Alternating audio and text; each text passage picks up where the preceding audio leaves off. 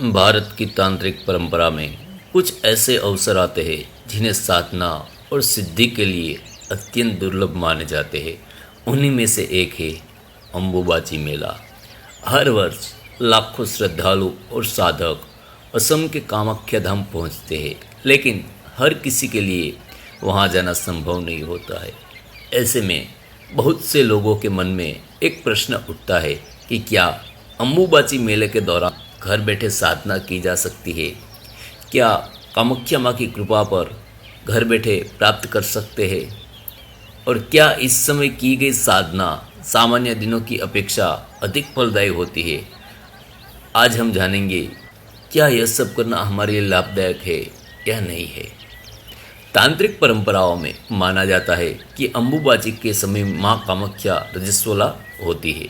इसी कारण इस अवधि में मंदिर के कपाट कुछ दिनों के लिए बंद रहते हैं और उसके बाद विशेष पूजा के साथ पुनः खोले जाते हैं। यह समय केवल धार्मिक दृष्टि से ही नहीं बल्कि आध्यात्मिक और तांत्रिक दृष्टि से भी अत्यंत महत्वपूर्ण माना गया है। कहा जाता है कि इस काल में संपूर्ण प्रकृति में शक्ति तत्वों का विशेष संचार होता है। इसलिए अनेक साधक इस समय मंत्र जाप, ध्यान, तंत्र साधना और देवी उपासना करते हैं। हालांकि अलग अलग परंपराओं में इसके बारे में अलग अलग बताया है, लेकिन देवी शक्ति की आराधना के लिए यह समय विशेष माना जाता है। अब बात करते हैं उस साधना की जिसे आप अपने घर में बैठकर कर सकते हैं। सबसे पहले सुबह या शाम स्नान कर ले, स्वच्छ वस्त्र धारण करें, यदि संभव हो तो लाल या पीले वस्त्र धारण करें।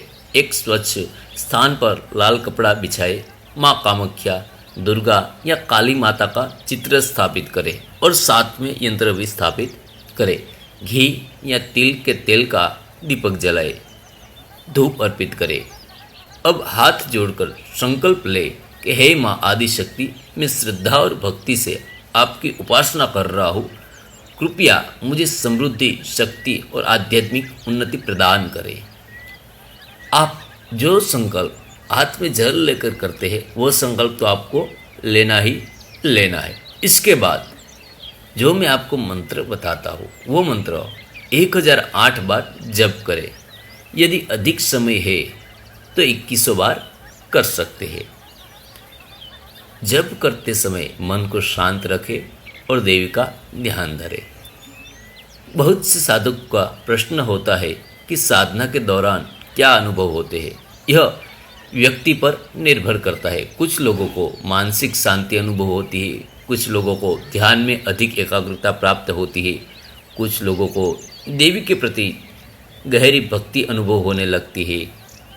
किसी भी अनुभव के पीछे भागना साधना का उद्देश्य नहीं होना चाहिए। साधना का वास्तविक उद्देश्य है आत्मिक उन्नति और ईश्वर से जुड़ाव। अम्बुबाची साधना करते समय कुछ बातों का ध्यान रखें।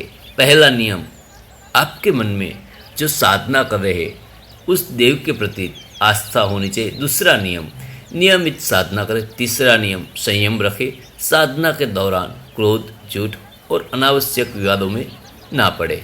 सात्विक भोजन करें। नशे और तामसिक आहार से दूर रहे। साधना का समय प्रत्येक दिन एक जैसा रखने का प्रयास करें। यह साधना से आपको मानसिक शांति प्राप्त होती है, आत्मविश्वास बढ़ता है, भय और नकारात्मक विचारों से दूरी मिलती है, आध्यात्मिक उन्नति का मार्ग प्रशस्त होता है और सबसे बड़ा लाभ माँ की कृपा और भक्ति आपको मिलती है। इस समय आप कामाख्या देवी की साधना कर सकते हैं, काली माँ की साधना कर सकते हैं, दुर्गा सप्तशती का पाठ कर सकते हैं, भैरव की साधना कर सकते हैं और हैरम गणेश की साधना भी कर सकते हैं। यह साधना करने से आपको बहुत बड़ा लाभ हो सकता है। वो आप पर निर्भर करता है कि आप किस उद्देश्य से साधना करते हैं। अम्बुबाची मेले के दरमियान अगर आप माँ कामाख्या की साधना करते हैं तो सबसे उत्तम मानी जाती है। हालांकि किसी भी देव की इस वक्त साधना करने से आपको फल मिलता है, क्योंकि यह ऐसा समय है जो समय हमारे बनाने से नहीं बनता है, जो दैवीय शक्ति के बनाने से बनता है। इसलिए यह समय का सदुपयोग करें और हो सके उतनी ज़्यादा साधना करें।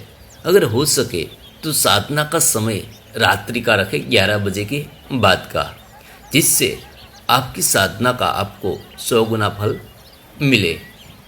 मैंने पहले भी काली की साधना, भैरव साधना, हिरम गणेश की साधना बताई थी। वही मंत्र का सहारा लेकर आप यह साधना कर सकते हैं।